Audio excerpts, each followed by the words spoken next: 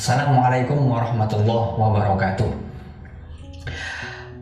Pada kesempatan kali ini saya akan sedikit mereview tentang mata pelajaran prakarya. Pada tahun 2013 mata pelajaran prakarya ini baru diusulkan atau dimunculkan oleh Bapak Menteri Pendidikan, insya Allah zamannya Bapak M. Nuh tahun 2013. Beliau membuat suatu mata pelajaran di mana di situ berisi tentang penyeimbangan. Penyeimbangan dalam arti bagaimana? Kita tahu saja bahwasanya pohon satu seperti pohon pisang dengan pohon mangga, tentunya pohon pisang tidak mungkin bisa membuahkan pohon mangga. Sebaliknya pohon mangga juga tidak mungkin bisa membuahkan pohon pisang. Itu awalnya bagaimana kita mereview anak-anak. Anak-anak itu kalau sekiranya itu dia pandai dalam akademik, mungkin kebalikannya non akademiknya kurang. Sebaliknya juga begitu. Ketika non akademiknya luar biasa, mungkin akademiknya juga biasa-biasa saja. Nah, mata pelajaran prakarya ini salah satu yang menjadi mendasar bahwasanya prakarya itu adalah untuk menyeimbangkan. Ya, kita tahu sendiri bahwasanya ya prakarya di sini ada beberapa bab. Di situ anak-anak kita, entah itu mulai dari kelas 7, kelas 8, dan kelas 9, bahkan sampai kelas 12 nanti ada mata pelajaran prakarya. Akan tetapi ada 4 poin yang di situ.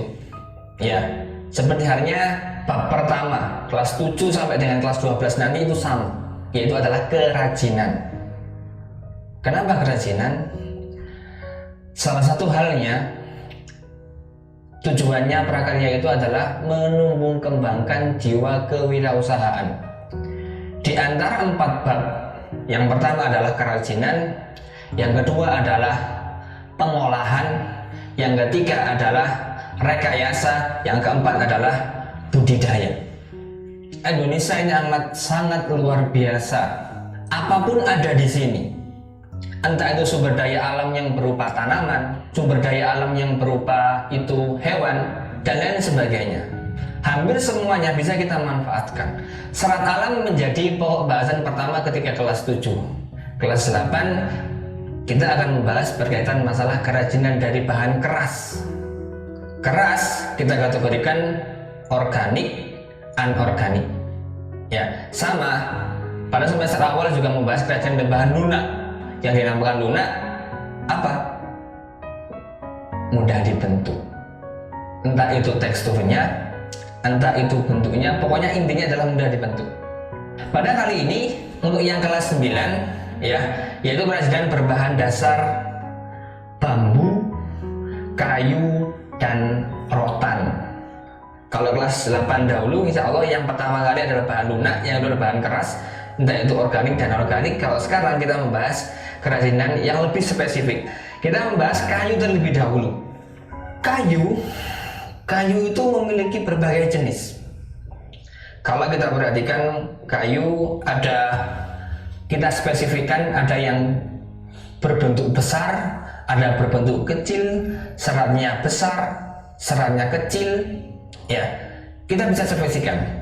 Karena tapi kita lumrahnya memahami kayu adalah ya tanaman. Ya, ada perbedaan di sini. Saya menggunakan LKS yang diterbitkan oleh GMP. Ya, ini jelas MGM Kabupaten yang istilahnya insya Allah dari segi materinya sudah sangat lengkap. Ya, di sini disebutkan bahwasanya kayu memiliki berbagai jenis. Yang pertama dilihat dari teksturnya. Tekstur kayu memiliki 3 golongan. Teksturnya berupa halus, yang kedua adalah sedang, yang terakhir adalah kasar. Ya, contohnya yang halus itu adalah kayu jenis giam atau yang biasanya lumrahnya itu digunakan sebagai pernak-pernik. Mungkin kalian pernah melihat tasbih. Tasbih itu ada yang bulat-bulat kecil, sticky bahasanya pondok-pondok itu bilang. Nah, itu kan ya kan jadinya apa? Halus sekali, padat dan sangat kuat.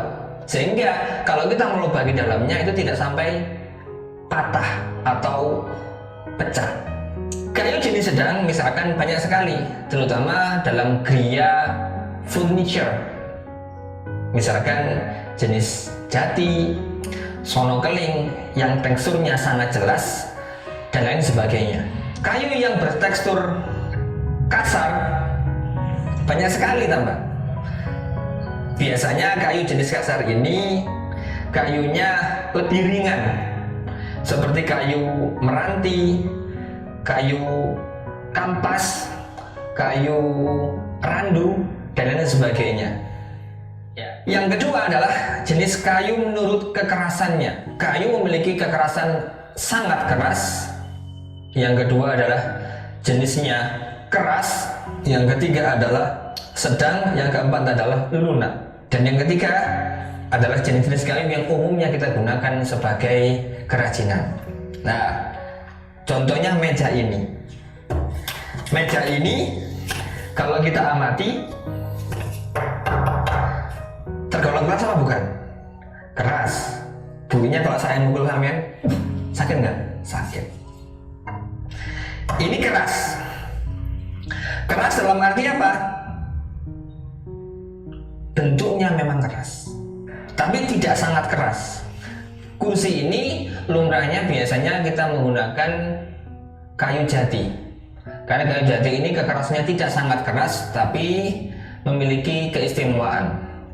Bukan hanya meja yang digunakan untuk belajar, furniture lainnya seperti almari, kursi, alat-alat rumah tangga itu juga rata-rata menggunakan berbahan dasar jati. Jati disebut juga dalam bahasa Latin adalah Tectona grandis, yang sangat diakui bahwasanya salah satu kayu yang sangat bagus untuk kerajinan furniture. Ada lagi berupa kayu mahoni, kayu sono keling, kayu terbesi, dan lain sebagainya. Bahkan sekarang yang banyak digunakan adalah kayu jati Belanda. Jati Belanda ini memiliki tekstur yang ringan, tapi dia kekuatannya juga luar biasa. Nah, sekarang selain dari meja, kira-kira produk apa yang bisa kita buat dari bahan kayu? Meja sudah, kursi sudah, almari sudah. Ya, kita amati lagi. Kalau ini tergolong fungsi pakai atau fungsi hias? Kalau kita gunakan, ini adalah fungsi pakai, ya, digunakan untuk menaruh tempat, digunakan untuk makan, memudahkan kita untuk makan dan sebagainya.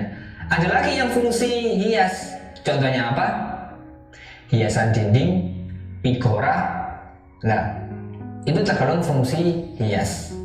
Nah, ada lagi yang lain. Kalau misalkan kita membuat copet, tahu copet? Copet adalah salah satu alat yang kita gunakan untuk menghaluskan bumbu.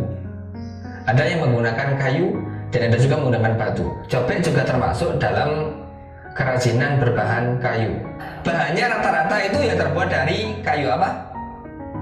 Kayu kelapa yang memiliki kekuatan yang cukup dan tekstur yang bergerigi, sehingga kalau untuk menghaluskan bumbu dapur itu lebih mudah. Kalau kita ingin misalkan membuat sebuah meja ini, teknik yang tepat kalau kita membuat meja bagaimana? Mulai dari pertama adalah memotong, mengukur, menghaluskan. Setelah potongan-potongan itu selesai, baru kita rangkai. Itu kerajinan kayu. Bahkan kalau ingin lebih menarik lagi, biasanya kayu dalam meja, kursi itu diberiasan berupa ukiran. Nah, ukiran itu salah satu hal untuk menarik. Bagaimana kerajinan itu bisa terlihat lebih menarik lagi. Nah, kalau tadi kita sudah membahas kerajinan dari bahan kayu, sekarang kita akan membahas kerajinan dari bahan rotan. Dalam bayangan kalian, apa kerajinan apa yang bisa dibuat dari bahan rotan? Nah, di sini ada contoh berupa hula hoop. Hula hoop ini adalah alat untuk berolahraga. Nah, kalau ini kita lihat tergolong fungsi apa? Fungsi pakai atau fungsi hias? Tergolong fungsi pakai, karena dipakai untuk berolahraga. Bisa kita menggunakan bahan yang lain, tapi kita bisa menggunakan bahan yang seperti ini, rotan. Ini contoh kerajinan yang bisa kita buat. Bukan hanya ini, kursi juga ada. Ada lagi gantungan baju. Ada lagi lampion yang terbuat dari rotan. Banyak lagi yang lainnya. Ya, ketika kita membuat kerajinan berupa keranjang buah ataupun keranjang parsel, biasanya umumnya adalah menggunakan rotan. Nah, sekarang kalau ingin kita membuat keranjang, teknik yang digunakan untuk kerajinan dari bahan rotan adalah yang paling banyak adalah menganyam. Rotan memiliki ukuran yang berbeda. Ada yang ukuran jenis seperti ini yang besar, ada yang jenisnya kecil, yang diameternya hanya mungkin berapa ini, sebesar kelingking, ya benar ya, kelingking ini yang biasanya digunakan sebagai meja, itu rata-rata yang sebesarnya kelingking ini. Nah, karena yang seperti itu lebih mudah panennya, lebih cepat, tidak seperti yang sebesar ini lama proses panennya. Kalau kita buat kerajinan dari bahan bambu memiliki berbagai jenis. Di sini disebutkan bahwasanya bambu memiliki 5 jenis bambu yang umumnya bisa kita gunakan sebagai kerajinan. Bambu yang umumnya kita gunakan sebagai kerajinan yang pertama adalah bambu jenis apus. Bambu yang umumnya biasanya orang Jawa itu gunakan sebagai tali karena dia lebih fleksibel. Diameternya tidak begitu besar. Diameternya hanya 3-7 cm. Ya, kalau panjangnya bervariatif antara 4-12 meter. Yang kedua adalah bambu wulung. Bambu wulung ini bambu yang biasanya kulitnya berbeda, lebih kehitaman, lebih ke hijau-hijauan, dan ada garis kuning jelasnya di tengahnya itu belipit biasanya. Ya, diameternya antara 5-12 cm. Bambu jenis ampel.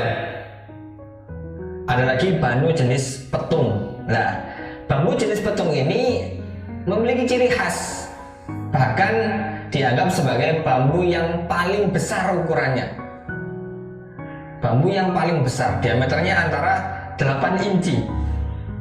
Besar kan, 8 inci berapa itu?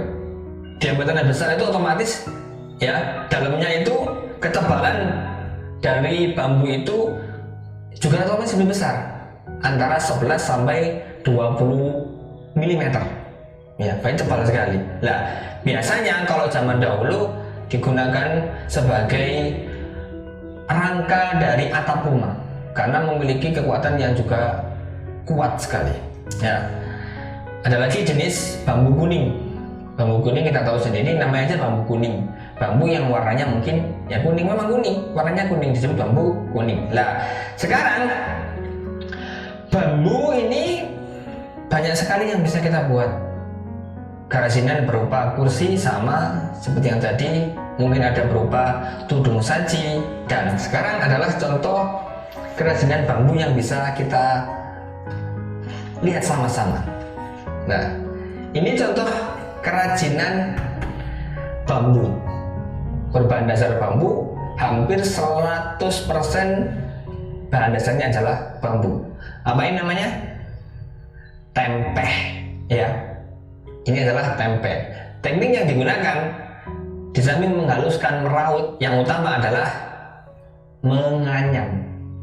Bambu yang bulatan-bulatan itu dianyam tipis-tipis, kemudian dipipihkan, kemudian dianyam seperti pola yang seperti ini.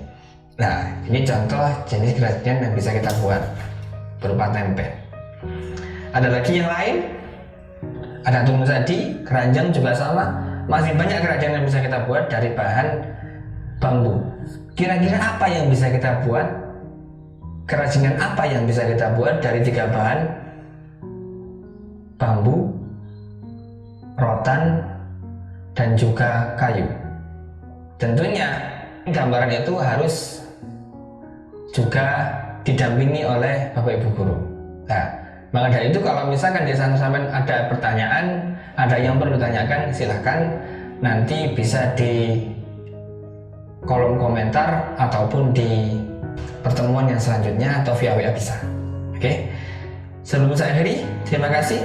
Mudah-mudahan apa yang saya sampaikan ini bisa bermanfaat. Mohon maaf. Assalamualaikum warahmatullahi wabarakatuh.